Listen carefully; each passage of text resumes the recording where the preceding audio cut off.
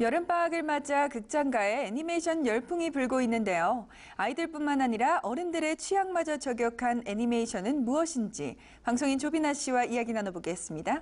네, 안녕하세요. 안녕하세요. 네, 명탐정 코난의 새 극장판이 개봉했다고 하는데요. 어떤 내용인가요? 네, 명탐정 코난 진홍의 연가가 개봉 첫 주말 13만 관객을 동원하며 여름방학을 맞이한 극장가에서 신선한 돌풍을 일으키고 있습니다. 명탐정 코난 진홍의 연가는 일본 전통의 카드놀이인 가루타 대회가 진행되는 중 일어나는 폭발 테러와 살인 사건을 다루고 있는데요. 특히 하인성과 서가영의 러브스토리를 비중 있게 다루고 있어 두 사람을 좋아하는 팬들의 호응이 이어지고 있습니다. 하지만 다른 한편에선 명탐정 코난의 메인 스토리인 검은 조직에 대한 이야기는 빠지고 로맨스만 남았다는 실망 섞인 반응도 있는데요. 사실 이번 진홍의 연가에서는 코난보다는 하인성이 주인공이라는 착각이 들 정도로 하인성과 서가영의 러브스토리가 영화의 중심축을 형성하고 있다는 느낌이 들기도 했습니다.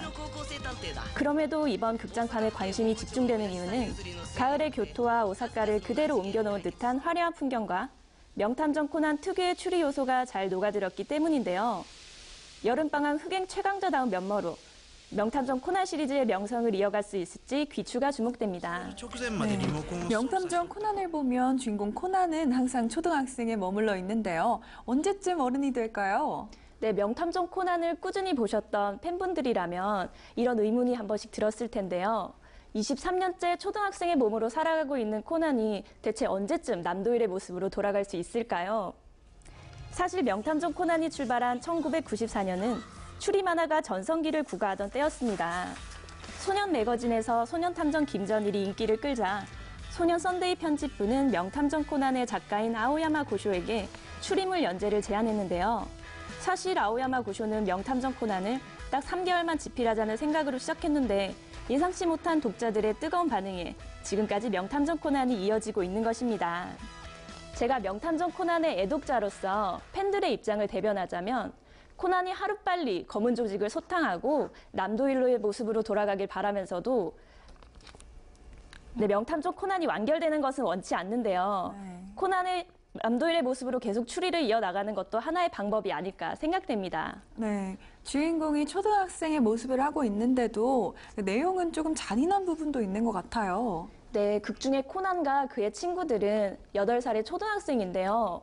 실제로 그들이 매번 살인사건에 휘말리면서도 납치를 당하거나 목숨이 위험한 위기에 처할 때가 있습니다. 처음 명탐정 코난의 애니메이션이 한국에서 방송된 건 2000년인데요. 당시 7세 이상 시청가로 방송을 시작했으나 폭력성과 잔인함이 문제가 되어 그해 11월에 종영했습니다. 이후 2004년부터 한 케이블 만화 채널을 통해 방송을 이어가고 있는데요. 명탐정 코난 하면 떠오르는 작품으로는 만화 소년탐정 김전일과 드라마 셜록이 있죠. 에피소드의 대부분이 주인공인 탐정이 살인사건을 해결하는 내용이기 때문에 어린이들이 시청하기에는 다소 잔인할 수밖에 없는데요. 이 때문에 셜록과 소년탐정 김전일은 15세 이상 관람가 등급으로 한국에 소개되었습니다. 네, 명탐정 코난이 23년이라는 긴 시간 동안 사랑받을 수 있었던 비결은 뭘까요? 네, 작품 초기 코난은 삐삐를 사용하였는데요. 이후 1세대, 2세대 휴대전화가 등장하고 이번 진홍의 연가에서는 스마트폰으로 브라운 박사님과 영상통화까지 하는 모습이 등장해 눈길을 끌었습니다. 이렇게 주인공들의 전화기의 변천사만 봐도 얼마나 코난이 오랫동안 독자들에게 사랑받았는지 느낄 수 있습니다. 명탐정 코난은 1994년 첫 연재를 시작한 이래 지금까지 21편의 극장판과 90권 이상의 만화책 단행본, 860화 이상의 TV 애니메이션까지 놀라운 기록의 역사를 지닌 스테디셀러인데요. 살인사건과 트릭이라는 추리물 특유의 장치가 만화라는 장르와 절묘하게 결합했다는 평가를 받으면서 일본은 물론 국내에서도 신드롬을 불러일으켰죠. 추리 사건의 소재 고갈 없이 매화마다 흥미로운 사건과 짜릿한 추리를 23년째 이어온 것만 봐도 만화가의 고뇌와 노력을 짐작할 수 있는데요. 이것이 바로 명탐정 코난이 사랑받는 비결이 아닐까 생각합니다. 네, 또 다른 애니메이션 슈퍼배드 3도 개봉에 많은 사랑을 받고 있다고요? 네, 슈퍼배드 3가 현재 270만이 넘는 관객을 끌어모으며 극장가에서 신선한 돌풍을 일으키고 있습니다. 슈퍼배드 시리즈 주인공 그루는 슈퍼맨이나 스파이더맨과 같이 정의를 위해 싸우는 히어로가 아닙니다. 주인공 그루는 직업 악당으로서 미니언과 함께 나쁜 짓을 하며 스스로를 슈퍼 악당이라 불렀습니다. 그럼에도 미워할 수 없는 입체적인 캐릭터 구성이 이 영화의 특징인데요. 이번 슈퍼배드 3에 새롭게 등장한 악당 발타자르 브레트 역시 한편으로는 외롭고 짠하기도 한 캐릭터입니다. 이런 다양성은 미니언의 언어에서도 살펴볼 수 있는데요. 슈퍼배드에 등장하는 캐릭터인 미니언은 미니언 네즈라는 그들만의 언어를 구사합니다. 미니언의 팬들 사이에서는 바나나어라고 불리는 미니언 네즈는 스페인어 같기도 하고 이태리어 같기도 하며 간혹 한국어로도 들리기도 하지만 지구상에는 여태껏 존재하지 않았던 새로운 언어인데요. 그럼에도 영화 속에서 미니언과 인간은 서로 원활하게 의사소통을 합니다. 그렇다고 미니언들의 대화에 자막을 달아주는 일도 없었는데요. 이 역시 좀 더 상상을 하게 만드는 감독의 의도적인 연출이 아닐까 생각합니다. 네, 그렇군요. 그렇다면 슈퍼배드 3의 관전 포인트 짚어주시죠. 네, 슈퍼배드 1에서는 세 딸들을 입양한 그루, 2에서는 그루의 아내, 이번 3에서는 그루의 쌍둥이 동생 드루와 세 가족에 대한 사랑을 중심으로 스토리가 전개되는데요.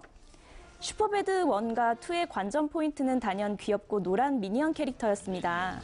실제로 그 인기에 힘입어 미니언즈라는 애니메이션이 따로 제작되어 큰 인기를 끌기도 했었죠. 반면 이번 슈퍼배드 3에서는 미니언의 출연 횟수는 적어지고 네파리오 박사 또한 냉동 상태로 한번 등장하는 데 그치며 그루와 그루의 세 가족을 중심으로 이야기가 전개됩니다. 희대의 악당에서 사랑꾼이자 딸바보로 변신한 그루의 모습도 새롭습니다. 가정을 이룬 그루가 가장으로서 겪는 삶의 무게감이 느껴지기도 하는데요. 그루는 가족들과의 약속을 지키고 떳떳한 가장이 되기 위해 악당 일을 관두고 요원으로 일을 했지만 회사에서 인정받지 못해 직장을 잃게 됩니다. 게다가 슈퍼 악당만을 보스로 따르던 미니언도 그루를 떠나게 되는데요. 그러던 중 쌍둥이 동생 드루가 등장하면서 내용에 반전이 생깁니다. 슈퍼배드는 새롭고 신선한 캐릭터와 스토리로 시리즈가 거듭될수록 더욱 기대가 되는 작품인데요. 유머와 감동을 모두 잡겠다는 일루미네이션 스튜디오의 야심찬 주문이 통하고 있는 가운데 슈퍼배드 3의 최종 스코어에 기추가 주목됩니다. 네, 짱구는 못 말려 극장판도 개봉해서 인기를 끌고 있는데요. 이렇게 애니메이션 영화가 어른들에게까지 사랑받는 이유는 무엇일까요? 네, 최근 애니메이션 작품들이 실사만큼 정교하고 판타지보다 아름다운 영상미로 어린이들은 물론 어른 관객까지도 눈길을 사로잡은 것으로 보이는데요. 예를 들어 명탐정 코난 진홍의 연가 역시 오사카와 교토의 실제 모습을 배경으로 펼쳐지는 추리 사건이었는데요. 폭발 테러 사건의 판타지적인 요소와 일본의 전통적인 배경에서 그려낸 로맨스의 조화가 극장가에서 어린이들은 물론 어른들까지 사로잡은 비결이라고 볼 수 있습니다.